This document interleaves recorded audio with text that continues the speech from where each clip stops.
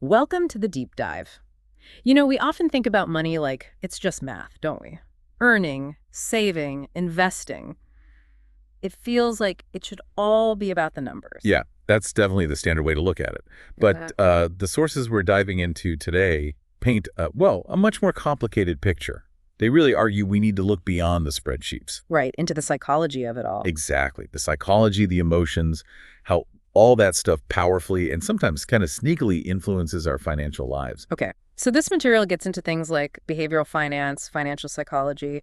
Our mission today, then, is to figure out why we humans, even smart, rational ones, make money decisions that sometimes just seem off. Yeah, why we do things that don't really line up logically. And maybe more importantly, how understanding these psychological quirks can help you make better choices with your own money. It's about remembering we're not robots, I guess. We're definitely not calculating machines. We bring all our human baggage, our biases and feelings to every single financial decision.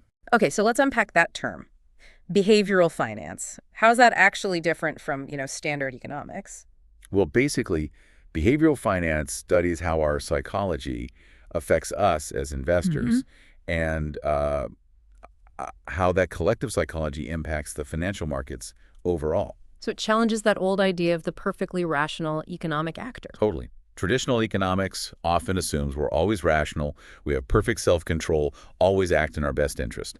Behavioral finance says, hold on, that's not how real people work.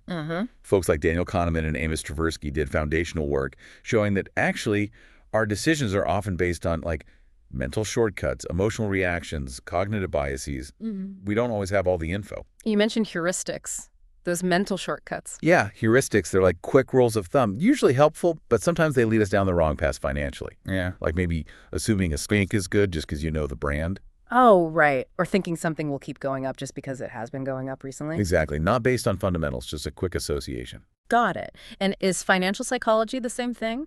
It's really closely related, but financial psychology often zooms in a bit more on the individual. It looks at your personal relationship with money, the cognitive, social, emotional stuff driving your day-to-day choices about budgeting, spending, saving, that kind of thing.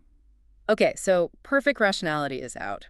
What are some of these specific biases the sources talk about, the ones that really trip us up? This is where it gets fascinating because these biases are, they're powerful. And often we don't even realize they're working on us. Let's start with one that feels really common today, confirmation bias. Oh, yeah, confirmation bias. It's that tendency we all have to look for, remember, and interpret information in a way that just confirms what we already believe. Like if you buy a stock, you suddenly start noticing all the good news about it. Exactly. You actively seek out articles or posts saying, great choice, and you tend to ignore or kind of downplay anything negative. It feels good to be right. But it can make you blind to warning signs. Precisely.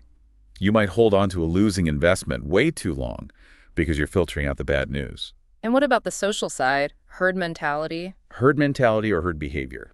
It's pretty much what it sounds like. We humans have this instinct to follow the crowd, to do what everyone else is doing. Even if it doesn't make logical sense. Sometimes, yeah. In finance, that means buying an asset just because it seems like everyone is buying it, or selling in a panic because everyone else is hitting the exits. And that can move whole markets, right? Bubbles and crashes. Absolutely. When enough people stop thinking for themselves and just follow the herd, driven by emotion, you can get these huge market swings that aren't really based on fundamentals. Which kind of leads into FOMO, fear of missing out. Feels related. Definitely related. FOMO is a huge driver of herd behavior, especially now. It's that, gut-wrenching feeling that everyone else is getting rich off some hot new thing, and you're going to miss the boat if you don't jump in right now. Driven purely by the fear of missing gains. Right. And it often means you buy in when prices are already super high. And then maybe sell low when the hype dies down. Reactive, not strategic. Exactly. Okay, another big one, overconfidence.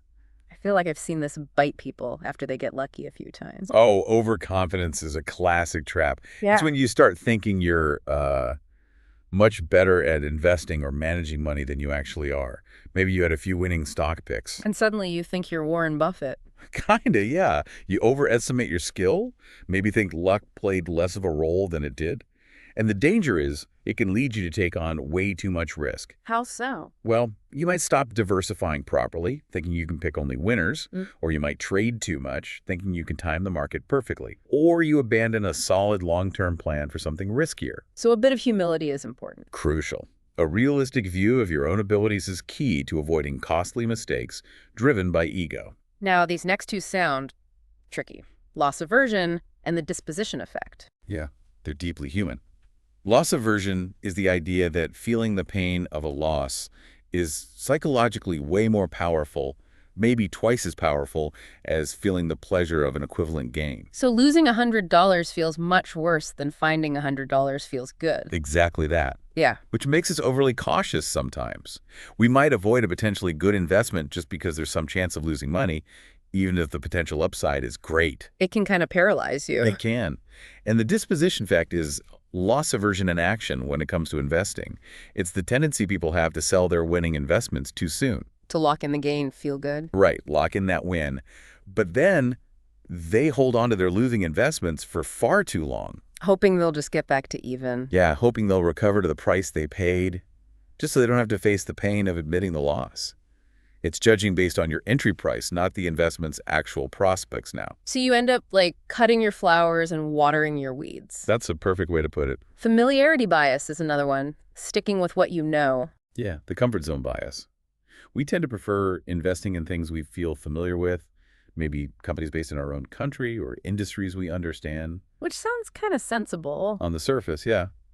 But the risk is you end up not diversifying enough. Your portfolio might be too concentrated in one region or sector, missing out on global growth or being too exposed if your home market struggles, all because the unfamiliar felt, well, uncomfortable. Mental accounting is an interesting one.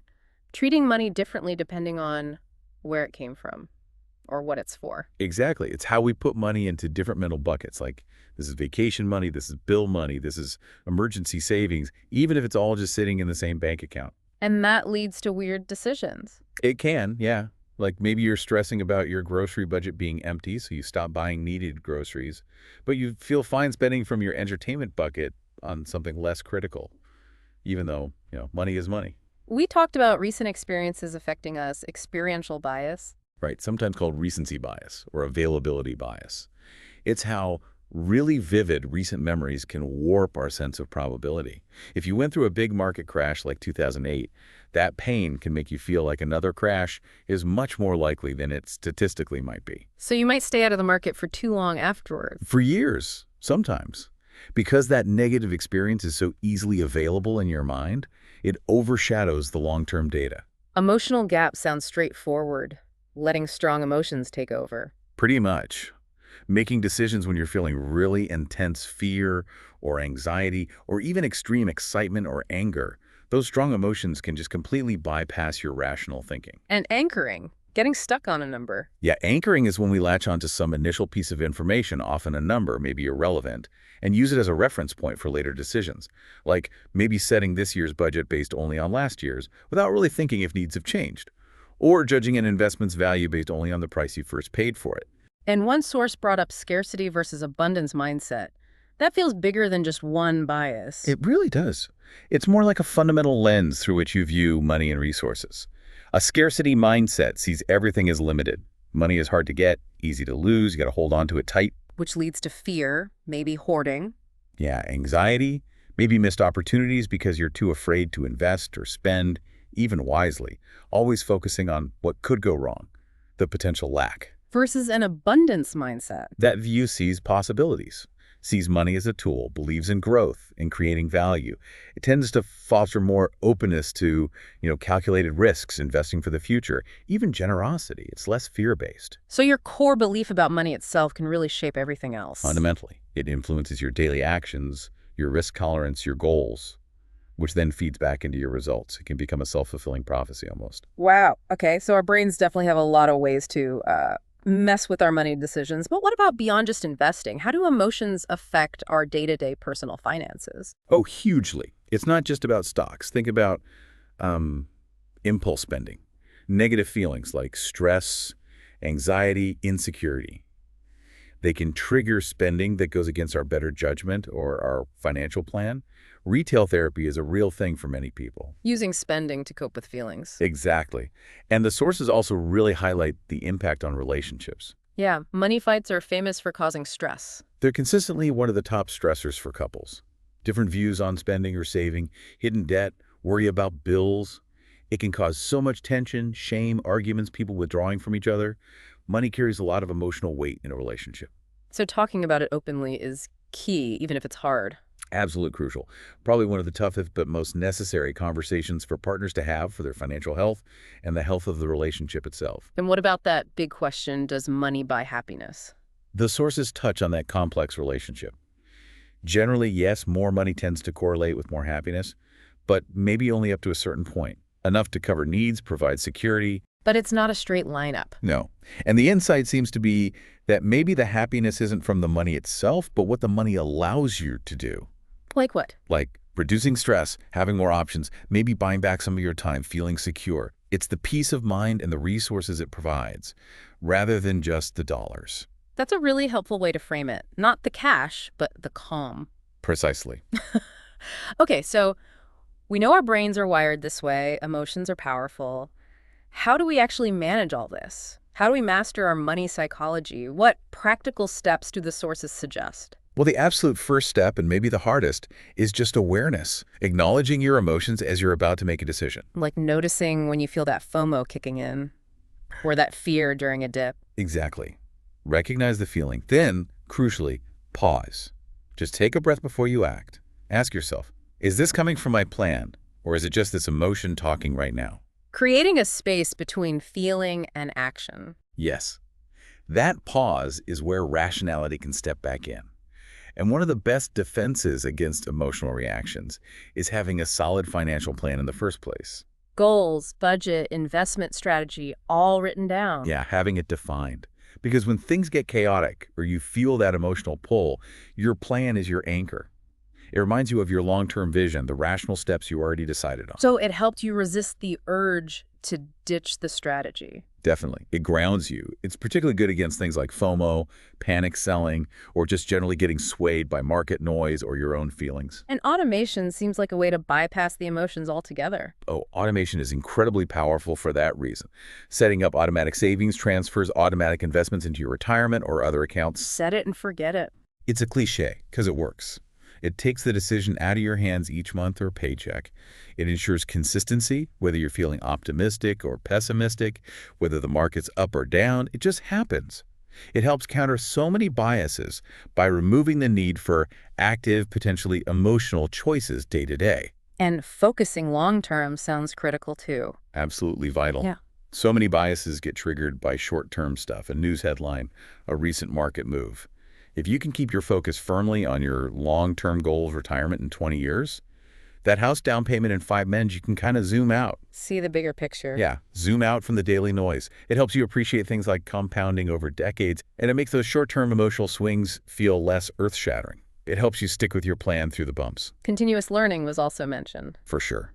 The more you understand about finance basics, about investing, but also specifically about behavioral finance, about these biases we've been talking about, the better equipped you are. To recognize them in yourself. Exactly. It's like knowing the common traps helps you avoid falling into them.